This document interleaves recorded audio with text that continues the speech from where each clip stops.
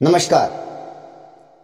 गूढ़ रहस्य ज्योतिष केंद्र में आपका हार्दिक स्वागत है। मैं ज्योतिष कुमार विपिन शर्मा आपके अपने YouTube चैनल एवं Facebook पेज पर आपका हार्दिक स्वागत करता हूं। प्रिय बंधुओं, जैसे कि आप सभी जानते हैं और मेरे जो व्यूवर्स हैं उनका बहुत लंबा इंतजार मैंने करवाया, इसके लिए मैं आप सभी से क्षमा प्रार्थी हूं।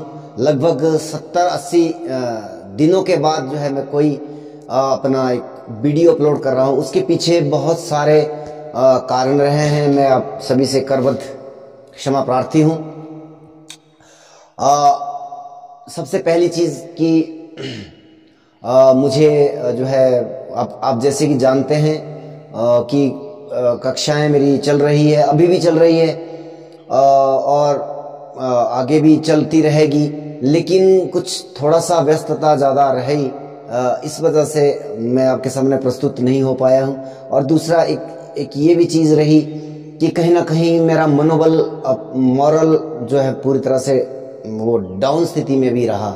उसके पीछे का रीज़न है कि कहीं ना कहीं मुझे ये लगता था कि जो मैंने अभी अपने इस चैनल पर प्रस्तुत किया है वो बहुत कुछ मेहनत के बाद मैंने वो प्रस्तुत किया, परंतु उसका उस लेवल का रिस्पांस मुझे देखने को ना प्राप्त हुआ। तो कहीं ना कहीं मेरा कॉन्फिडेंस लेवल, मेरा मोरल जो है बहुत निम्न स्तर पर आ चुका था। इसलिए मुझे एक्स्ट्रा एफर्ट ना करते हुए मैं जो है इसको छोड़ने का विचार कर लिया था, या मैं नहीं आऊँगा यूट्यूब पर, इस तरह का भी मैंने कुछ अपने मन में निर्णय लिया। लेकिन अंततोगत्वा आप सभी ने बार बार कॉल करके, बार बार मैसेज करके कि गुरुजी आपके वीडियो अब नहीं आ रहे हैं, तो मुझे लगा कि जो 20-22 हज़ार व्यूवर्स हैं उन लोगों का कहीं ना कहीं मैं निरादर कर रहा हूं। इसके लिए मुझे वापस आना पड़ा। तो खैर चलिए, कुछ भी है, आप मुझे, उम्मीद करता हूं आप मुझे अपना बालक समझ करके मुझे क्षमा प्रदान करेंगे। आप लोग उसी तरीके से मुझ पर भरोसा करिए और मेरे इस चैनल को आप लोगों ने बहुत ऊंचाइयां दी है, मेरी हैसियत से अधिक ऊंचाइयां इस चैनल को प्राप्त हुई है और आप लोगों से आगे भी मैं उम्मीद करता रहूँगा। और हाँ, एक चीज़ मैं कहना चाहूँगा, क्योंकि ये राशिफल को लेकर के मेरा वीडियो रहेगा सर्वप्रथम। वर्ष जो हमारी जो पिंगल नाम की संवत्सर जो है अभी 22 मार्च से प्रारंभ होने जा रही है और उसका जो अंत है वो 4 अप्रैल 2024 तक रहने वाली है। ये तब तक के लिए ये वीडियो और तब तक के लिए ये राशिफल जो है लागू रहने वाला है।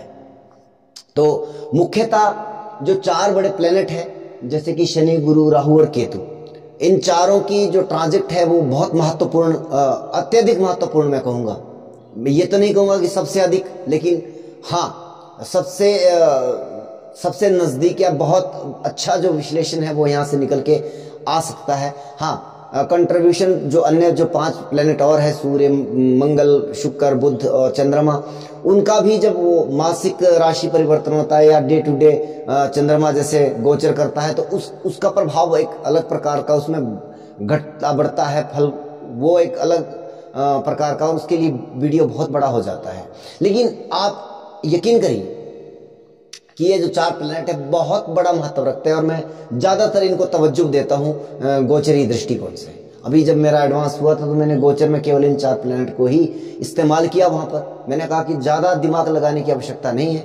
हाँ, अगर बिल्कुल नज़दीक जाना है तो फिर हमें और चीज़ों को भी उसमें ऐड डाउन करना है, लेकिन कंपैरिजन इसमें बहुत कुछ आपको निकल के आ सकता है, इवेंट वगैरह जो आपको निकल के आ सकते हैं।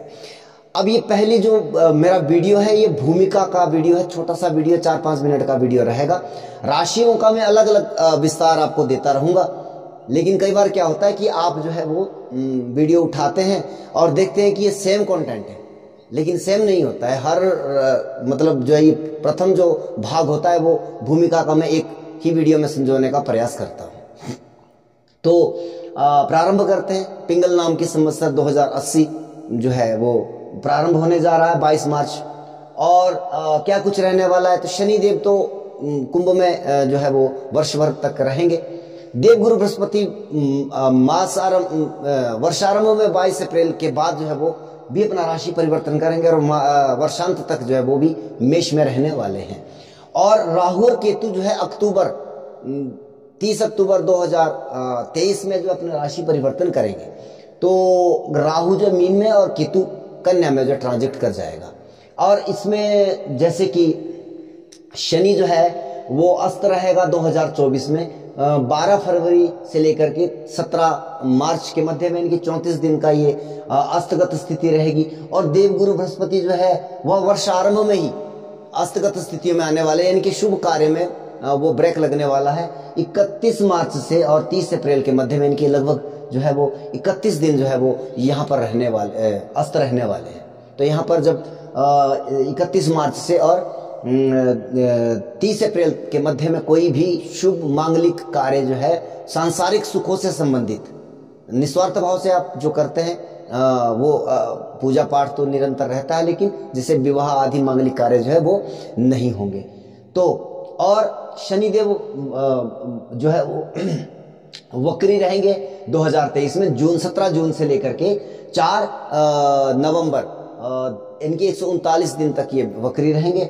और देवगुरु बृहस्पति जो है वो 4 सितंबर से 31 दिसंबर तक जो है वो वक्री अवस्था में रहने वाले हैं। जब ये वक्री होंगे इनका थोड़ा सा जो है वो अलग परिणाम होगा। और मैं अभी इस वीडियो में जो वक्री अवस्था का वो विश्लेषण नहीं करूंगा, उम्मीद करता हूं जब ये वक्री होंगे उसके नजदीक में इसके विषय में वीडियो लेकर के आऊंगा।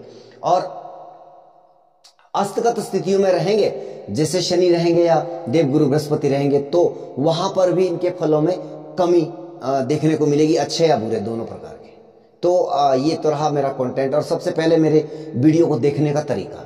हालांकि आप राशि वाइज इसको देखना चाहते हैं देख सकते हैं, लेकिन मेरा ज्यादातर जो कंटेंट रहता है वो लगन के आधार पर रहता है। और लगन के लिए बिल्कुल सरलता से, आपको बहुत अधिक दिमाग लगाने की जरूरत नहीं है। जो ये अंक है इसी को लगन कहते हैं। और ये जो प्रथम भाव है आपका, ये आपका लगन भाव है। अगर आप कोई भी एक सॉफ्टवेयर अपना मोबाइल, हर कोई चलाता है, जब यूट्यूब चलाते हैं आप तो मोबाइल भी चलाते हैं, तो आप अपने डेट ऑफ बर्थ और टाइम वगैरह उसमें फिट करें और आपके सामने आपका लगन प्रस्तुत हो जाएगा। आपको और कुछ नहीं देखना है, केवल पहले भाव की राशि देखनी है कि आपका लगन क्या बनता है। परंतु राशि वाले लोग भी मेरे इस वीडियो को देख सकते हैं और वहां पर भी आपको काफी हद तक जो है वो संतोषजनक जो है वो फल प्राप्त होगा। मैं राशि वाइज, हालांकि ऐसा नहीं है कि चंद्रमा मनसो जाता है, चंद्रमा जो है वो मन का कारक है, मन की प्रकृति और उसके ऊपर बात करता है। लेकिन आप जरा सोचिएगा कि सबसे जो नजदीक का विषय रहेगा, क्योंकि लगन केवल 2 घंटे का होता है और ये सबसे नजदीक और पिन पॉइंट है। और चंद्रमा जो है वो लगभग 2.25 दिन एक राशि में रहता है। तो जब वो 2.25 दिन, इनके लगभग 54 घंटे के आसपास का ये पीरियड होता है। 54 घंटे और 2 घंटे नजदीक कौन सा है? तो 2 घंटे सबसे ज्यादा नजदीक रहते हैं। इसलिए लगन का प्रभाव अधिक आपको मेरे वीडियो के ऊपर देखने को मिलेगा। अब मेरी सबसे बड़ी प्रॉब्लम क्या है कि मैं सच बोल देता हूं। हालांकि लोग ज्यादातर राशि वाले ही इन वीडियो को देखते हैं और बनाते भी राशि के हिसाब से, लेकिन फल उसका ज्यादातर आपको लगन के आधार पर ही मिलेगा, चाहे आप किसी और की वीडियो भी देख रहे हो। तो प्रारंभ करते हैं राशि वाइज कंटेंट। मकर लगन और मकर राशि। आज मुझे एक मैसेज भी आया मेरे वीडियो को देख करके, किसी व्यक्ति ने मुझे कहा कि गुरुजी आपका जो है कंटेंट क्या लगन के ऊपर रहता है या राशि के ऊपर? तो मैं कहना चाहूंगा कि ज्यादा नजदीक तो ये लगन से जाएगा। वैसे राशि वालों के लिए भी काफी हद तक काम करेगा, जितने और लोगों के वीडियो काम करते हैं उतना मेरा भी करेगा। परंतु लगन अगर आप जानते हैं अपना देखना, तो डेफिनेटली आपके लिए बहुत अच्छा रिजल्ट लेकर के आएगा। मैं कह सकता हूं, अगर किसी को दशाओं का ज्ञान है या दशाओं को देखना आता है या कहीं ना कहीं अगर वो उसके साथ तालमेल बिठा के चलेंगे तो आपको रिजल्ट बहुत अच्छा देखने को मिलेगा। उसका संभावना बहुत अधिक होती है। लेकिन चलिए बात करते हैं, क्योंकि मैं ज्यादा लंबी बात इसलिए भी नहीं करता हूं यूट्यूब चैनल पर, क्योंकि जो जितना होता है ना, मैं उससे अधिक बोलना उचित नहीं समझता हूं। ज्योतिष प्राशर जी लिखते हैं कि ज्योतिष योगों का खेल है, और वहीं हमारे ज्योतिषी लोग जो है भ्रमित हो गए हैं कि अगर मान लीजिए कोई ग्रह गोचर कर रहा है आपके सेकंड हाउस से, फॉर एग्जांपल आपके शनिदेव इस समय में गोचर कर रहे हैं, अगर यहाँ पे कोई ग्रह बैठा हुआ नहीं है ऑलरेडी आपकी कुंडली में, और यहाँ पर अगर कोई दूसरा ग्रह नहीं आ रहा है, सूर्य आदि कोई ग्रह नहीं है यहाँ पे, तो ये प्रभाव न्यूट्रल रह जाएगा, इतना ज्यादा घातक नहीं है जिस तरह के आप, या अच्छा या बुरा परिणाम तभी ही आएंगे अगर कहीं दृष्टि युक्त हो रही है या आपकी जो है युति बन रही है ग्रहों की, वहां पर परिणाम आपको मिलेंगे, अच्छे हो या बुरे हो, दोनों प्रकार के परिणाम, कुछ भी हो वो परिणाम तब आएंगे। अदरवाइज ये न्यूट्रल मानिए आप। अगर ये ब्लैंक हाउस से गोचर कर रहा है और दो ग्रह एक हाउस पे वो गोचर नहीं कर रहे हैं, तो ये परिस्थितियां इतनी ज्यादा कुछ भी गणने वाली गणनाओं की स्थितियां नहीं बनती है कि इस पे कह दें कि दूसरे हाउस में शनि बैठा है तो धन की विनाश कर देगा, वो कर देगा, सो कर देगा, इस तरह की परिस्थितियां मैं नहीं कह सकता। हाँ, मान लीजिए अभी जैसे कि मैंने 5 ग्रह इसमें ऐड डाउन नहीं किए, तो हो सकता है इस समय में सूर्य शुक्र आदि कोई भी ग्रह काम करेगा तब जाके यहाँ पे वो घटना घटेगी, अदरवाइज नहीं। अगर ये अकेले गोचर कर रहे हैं, हालांकि ये अकेले तो गोचर नहीं कर रहे हैं, कोई ना कोई इनके साथ होता है, तो वहां पे मैं मंथली प्रकार के वीडियो, ये मोटे मोटी जो है वो वर्ष भर की मैं परिस्थितियां लेकर के आ रहा हूं। इसका मतलब ये नहीं कि बिल्कुल डीप जा करके बात होगी, वो मंथली प्रेडिक्शन में आएगा, वहां पर मैं हर 9 के 9 ग्रहों को प्रेडिक्ट करने का प्रयास करूंगा, परंतु मोटे मोटे क्या परिस्थितियां रह सकती है उसके ऊपर मैं बात कर रहा हूं।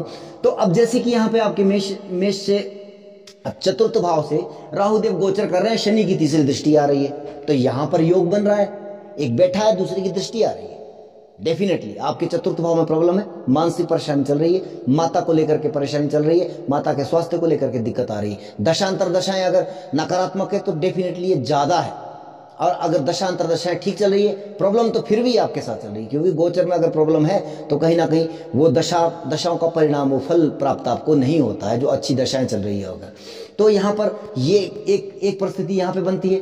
दूसरे प्रकार की परिस्थिति क्या बनती है कि राहु की यहाँ पे 5वीं दृष्टि और शनि की 7वीं दृष्टि अष्टम भाव पे पड़ रही है, पैतृक संपत्ति को लेकर के विवाद हो रहा है। चौथा हाउस और 8वां हाउस अगर दोनों प्रकार की, क्योंकि भूमि भवन वाहन आदि का भी हाउस है, तो दोनों प्रकार की पीड़ा यहाँ पर मकर लगन व मकर राशि के जातकों के लिए आ रही है। तो कहीं ना कहीं वो उसमें भूमि का विवाद या पैतृक संपत्ति, जो भूमि आदि जो संपत्ति आपकी है उसके ऊपर कहीं ना कहीं विवादस्थ स्थिति या नकारात्मक स्थिति वहां पे बन रही होगी, इस तरह की मैं बात कह सकता हूं। और 11th हाउस में आय के संसाधनों में बहुत बेहतर परिस्थितियां निर्मित होगी, क्योंकि यहाँ पर शनि की 10वीं और देवगुरु बृहस्पति की 9वीं दृष्टि एक साथ युक्त होकर के काम कर रही है। तो आय के संसाधन के मनो इच्छा पूर्ति की, तो मनो इच्छा का मतलब है कि जो आपने अब तक चाहा है, आप अपने तरीके का काम, यानी कि आप चाहते थे कि मुझे ये पद मिले, वो पद मिले, या मैंने जो काम जीवन में सीखा है वो कहीं आज तक काम नहीं आया, ये परिस्थितियां, इसको आप अगर अभी वर्तमान में आप इस चीज से 2-4 हो रहे हैं, तो आपको वहां पर आपको कार्य करने का मौका मिलेगा, आपको आपके मनो तरीके से, मनो अभिलाषा के तरीके से आपको कार्य करने का यहाँ पे मौका मिलेगा। अब मैं बात करूंगा उसके आगे। अब मैं यहाँ पे कह सकता था राहु की दृष्टि या केतु की दृष्टि। केतु की पहली बात तो दृष्टि नहीं मानता हूं, क्योंकि आंखें नहीं है तो दृष्टि कहां से होगी, और राहु की 7वीं दृष्टि या इन दोनों ग्रहों की एक दूसरे के ऊपर दृष्टि की मान्यता नहीं है। शास्त्रोक्त बात कह रहा हूं, बाकी मानना ना मानना आपकी अपनी मर्जी। कुछ लोग कहते हैं कि 7वीं दृष्टि पड़ रही है राहु की वहां पे, तो वो तो डेफिनेटली सी बात है, परंतु ये दोनों एक दूसरे से 7वें में रहते हैं, इसलिए इनकी दृष्टियों की गणना 7वीं दृष्टि की नहीं होती है। राहु की 5वीं और 9वीं दृष्टि की गणनाएं कुछ ज्योतिष लोग करते हैं, मैं भी इसको हद तक मानने का वो रखता हूं कि हाँ ये काम करती है। 22 अप्रैल के बाद देवगुरु बृहस्पति आपके चतुर्थ भाव में गोचर करेंगे। अब तक जो मानसिक पीड़ा या पैतृक संपत्ति को लेकर के समस्या चल रही थी, कहीं ना कहीं उसमें अब हद तक कुछ संतोषजनक परिणाम आने के आसार बनते हुए दिखाई दे रहे, लेकिन ये धीरे धीरे जो है वो जैसे जैसे गोचर में देवगुरु बृहस्पति आगे बढ़ते जाएंगे, उस तरह से बल प्राप्त करते जाएंगे, तब आपके धीरे धीरे ये जो है यहाँ पर परिस्थितियों को सकारात्मक करेंगे। और लेकिन 30 अक्टूबर के बाद केतु और राहु दोनों जो अपनी राशि बदल रहे हैं, तब ये परिस्थितियां यहाँ पर बहुत बेहतर स्थितियों में उत्पन्न हो जाएगी। चतुर्थ भाव भी आपका एक शानदार परिस्थिति में आ जाएगा। आपका मन जो अशांत रहता था, या मतलब आपकी मानसिक जो तनाव की स्थिति चल रही थी उसमें अब बहुत हद तक जो है रिलीफ मिल जाएगा। और अष्टम भाव जो पैतृक संपत्ति का है, कहीं ना कहीं जो विवादास्पद स्थितियां या वहां से कुछ झंझट आपके ऊपर पैदा हो रही थी, तो अब वहां पर जो है वो बेहतर वो आपके लिए परिस्थितियां निर्मित हो सकती है। हाँ, ये परिस्थितियां ज्यादा बेहतर किसके लिए हो सकती है? जो रिसर्च के क्षेत्र में है, ये पीएचडी आदि की शिक्षा ग्रहण कर रहे हैं, ज्योतिष आदि के ऑकल्ट वगैरह में जो है वो जो विद्यार्थी लोग हैं उनके लिए बहुत बेहतर परिस्थितियां हैं। बात करेंगे कुंभ लग्न व कुंभ राशि के जातकों की। तो सबसे पहले हम बात करते हैं शनि की तीसरी दृष्टि राहु के ऊपर आपके तीसरे हाउस में पड़ रही है। तो यात्राओं से परेशानी, या अगर आप राइटिंग के क्षेत्र में हैं या आप रेलवे के पुलिस में, तो इन प्रोफेशन से लेकर जुड़े हैं तो कहीं ना कहीं आपको अपने काम में दिक्कतें, यहाँ पे परेशानी आपको मिल रही है। और यहाँ पर जो है जो वर्तमान की स्थिति चल रही है 22 अप्रैल तक की मैं बात कर रहा हूँ, और छोटी मोटी यात्राओं से भी कहीं ना कहीं नुकसानदायक परिस्थितियाँ आपकी बन रही होंगी, इस तरह की परिस्थितियाँ मैं कह सकता हूँ। और छोटे भाई बहनों के साथ भी कहीं ना कहीं हो सकता है, छोटे भाई बहन के स्वास्थ्य को लेकर के या उनके साथ आपका तनाव, इस तरह की परिस्थितियां मतलब जो है वो चल रही होंगी।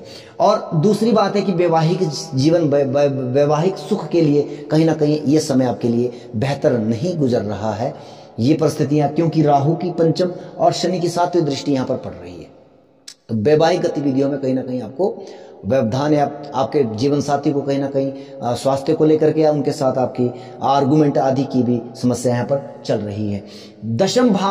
दशम भाव, हाँ, और व्यापार को लेकर के भी, व्यापारिक क्षेत्र से अगर जुड़े हैं तो कहीं ना कहीं वहां पर भी घाटे की परिस्थितियां चल रही होगी। और दशा अंतरदशा नकारात्मक है तो फिर डेफिनेटली हो सकता है। अगर दशा अच्छी चल रही है तो बहुत ज्यादा तो नहीं, लेकिन फिर भी कहीं ना कहीं जो संतोषजनक परिणाम फिर भी व्यापारिक लोगों के लिए प्राप्त नहीं हो रहे हैं।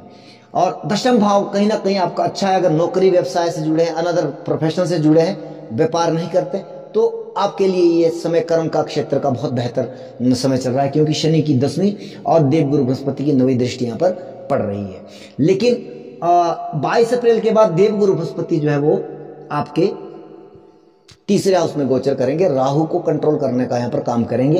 कहीं ना कहीं अभी तक जो छोटे भाई बहनों से या यात्राओं से तकलीफ हो रही थी, तो अब ये जो है यहाँ पे थोड़ा सा कंट्रोल वाली स्थिति आ जाएगी। उनके छोटे भाइयों बहनों के स्वास्थ्य को भी कहीं ना कहीं लाभान्वित करेगा। उनके साथ मतभेद चल रहे थे उसमें भी कहीं ना कहीं आपको अब रिलैक्सेशन मिलेगी। और जो आर्गुमेंट या स्वास्थ्य को लेकर के जीवन साथी के साथ की जो स्थितियां हैं उसमें भी कहीं ना कहीं थोड़ा सा रिलैक्सेशन आपको प्राप्त होगा। लेकिन पूरी तरह से तब ये परिस्थितियां निर्मित होगी जब राहु देव यहाँ से अपना पलायन कर जाएंगे, गोचर करेंगे 30 अक्टूबर 2023। तो यहाँ पर अब हालांकि परिस्थितियां कुछ अलग प्रकार की हो गई है। राहु सेकंड हाउस में आ गए हैं, केतु देव आपके अष्टम भाव में आ गए हैं, वो बात अलग है। अगर वहां पे ग्रह पड़े हैं तो एक अलग कॉन्सेप्ट आपके लिए हो सकता है, शायद धन हानि वगैरह की बात मैं कह सकता हूं। लेकिन अगर वहां पे कोई ग्रह नहीं बैठा हुआ है तो इतना ज्यादा अभी नकारात्मक मैं कह नहीं सकता। लेकिन अब परंतु ये सप्तम भाव आपका एक शानदार परिस्थितियों में निर्मित होगा। कुंभ राशि, कुंभ लग्न के जातकों की अगर अभी तक वैवाहिक जीवन में कोई समस्या चल रही थी तो वो दूर होने वाली है। स्वास्थ्य, लाइफ पार्टनर के साथ उनके स्वास्थ्य को लेकर के उनके साथ आर्गुमेंट चल रहे थे तो भी वो परिस्थितियां सकारात्मक हो जाएगी। और अगर अभी तक आप विवाह कर रहे थे, करने का प्रयास कर रहे थे, विवाह नहीं हुआ है, तो अब ये शानदार योग लगभग 1 वर्ष के आसपास आपके लिए ये विवाह के लिए बहुत शानदार एक उपयुक्त समय आपके लिए है। आप विवाह कर सकते हैं अगर दशा अंतरदशाएं सप्तम भाव से जुड़ी चल रही है, या मंगल शुक्र आदि की या सूर्य की दशा चल रही है, या बैठे प्लेनेट की दशा चल रही है। डेफिनेटली ये समय आपके लिए, अगर आपकी कुंडली में उस प्रकार के योग हैं तो आपका विवाह होने की संभावनाएं 99% है। तो विवाह हो सकता है। तो विवाह अनमैरिड लोगों के लिए एक शानदार योग बन के आ रहा है। लेकिन दशम भाव में प्रॉब्लम आ गई है, कर्म क्षेत्र में कहीं ना कहीं परेशानियां दिखाई दे रही है। हालांकि दशम भाव हमारे हर प्रकार के कर्म को रिप्रेजेंट करता है, वो नौकरी हो या व्यापार हो या प्रोफेशन कुछ भी हो, उन सभी चीज़ों में ये प्रॉब्लम क्रिएट करता है। तो यहाँ पर कहीं ना कहीं कर्म क्षेत्र, और ये लगभग 1.5 वर्षों तक ये परिस्थितियाँ आपके साथ रहने वाली है। तो कर्म क्षेत्र में कोई भी काम करना है तो बहुत सोच समझ के करना है। लालच में आकर के, धन के लालच में आकर के या नकारात्मक कदम आपने उठाया तो राहु की दृष्टि कहीं ना कहीं माया के जाल में फंसा सकती है। तो दूसरे हाउस से गोचर भी कर रहे हैं, धन भाव से गोचर भी कर रहे हैं। तो यहाँ पर कहीं ना कहीं आपको पैसे का लेन देन व्यापारिक गतिविधियों में या अपने किसी भी कर्म क्षेत्र में बहुत सोच समझ के करना है। वैसे तो ज़्यादा बेहतर तो ये है कि लेन देन बहुत कम व्यवस्था में ही आप करें। मीन लगन व मीन राशि के जातकों की, हाँ, वर्तमान में परिस्थितियां नकारात्मक क्या है, पॉजिटिव क्या है, नेगेटिव क्या है, उसके ऊपर बात करते हैं। सबसे पहले शनिदेव की तीसरी दृष्टि दूसरे भाव पर और राहु देव का ट्रांजिट भी वहां से हो रहा है। हालांकि ये समस्या आपकी 2022 अप्रैल से लेकर के आपकी चल रही है। ऐसा नहीं है कि आज की परिस्थितियां, लेकिन अब धीरे धीरे ये परिस्थितियां गहराती जा रही है। तो धन का मामला कहीं ना कहीं या कुटुंब परिवार में कोई ना कोई नकारात्मक परिस्थितियां भी निर्मित यहाँ पर होती हुई दिखाई दे रही है।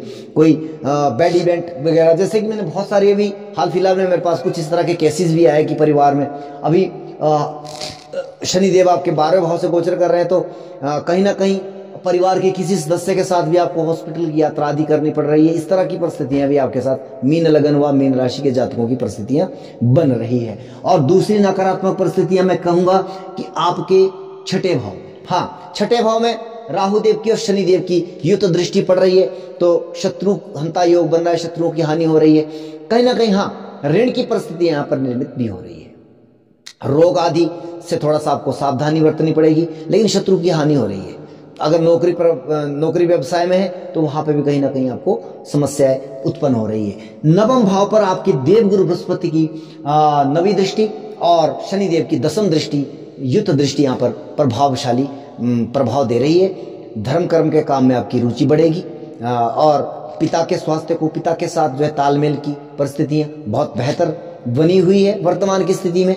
तो ये एक इस तरह की परिस्थितियां हैं। और 22 अप्रैल के बाद जो है, 22 अप्रैल 2023 के बाद जो है देवगुरु बृहस्पति आपके सेकंड हाउस में आ जाएंगे। मैं ये नहीं कहूंगा कि यहाँ पर आने से वो धन की व्यवस्थाओं को बहुत तगड़ा कर देंगे, नहीं।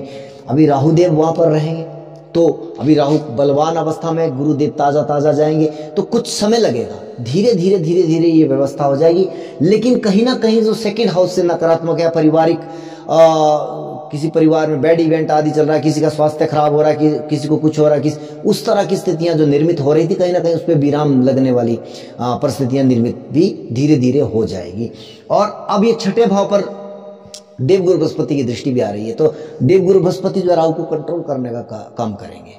तो छठे भाव में जैसे कि ऋण का मामला है, रोग का मामला है, उसमें कहीं ना कहीं अब बेहतर परिस्थितियां धीरे धीरे, ऋण के लिए भी कोई ना कोई रास्ता निर्मित होगा, कैसे वो ऋण चुकाया जाए, या रोग पर भी आपके नियंत्रण होगा। इस तरह की परिस्थितियां यहाँ पर निर्मित होगी। लेकिन बहुत बेहतर तब रहेगा जब राहु देव यहाँ से गोचर कर जाएंगे आपके। हालांकि अब ये एक, मैं इसको इस भाव से तो अच्छा परिणाम आ रहा है, छठे भाव से संबंधित नौकरी प्रोफेशन आदि की। मैंने इस बार पहले भी एक बात कही है कि एक भाग सही हो रहा है, दूसरा भाग बिगड़ रहा है। इस बार के गोचर में इस तरह की परिस्थितियां निर्मित हो रही है। तो छठे भाव के परिणाम तो बिल्कुल जो रोग ऋण शत्रु आदि जो है वो बहुत बेहतर होने वाले हैं। कारण कि देवगुरु बृहस्पति की स्वतंत्र दृष्टि है, शनिदेव की भी यहाँ पर दृष्टि है। लेकिन राहु का लग्नस्थ होना, अगर यहाँ पे कोई प्लेनेट बैठा हुआ है तो कहीं ना कहीं ये प्रॉब्लम क्रिएट करता हुआ दिखाई दे रहा है।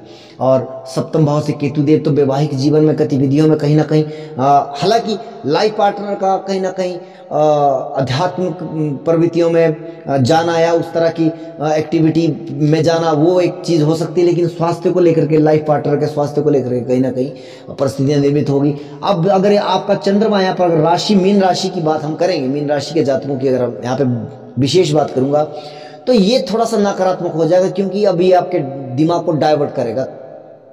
कई प्रकार के दिमाग में खिचड़ी पकेगी, इधर मतलब कंफ्यूजन वाली स्थिति को आपको निर्मित करेगा। तो मैं ऑल ओवर तीनों राशियों के लिए एक बात कहूंगा कि आपको राहु और शनि के जो है दान आदि करने चाहिए, मंत्र जाप आदि करने चाहिए। तो वीडियो को आपने अंत तक देखा, इसके लिए आप सभी का हार्दिक धन्यवाद। और इस वीडियो को शेयर करिएगा, ज़्यादा से ज़्यादा फैलाइएगा। इसमें कमेंट सेक्शन में आपको वीडियो कैसा लगा उसे भी अवश्य लिखिएगा। जय श्री राम।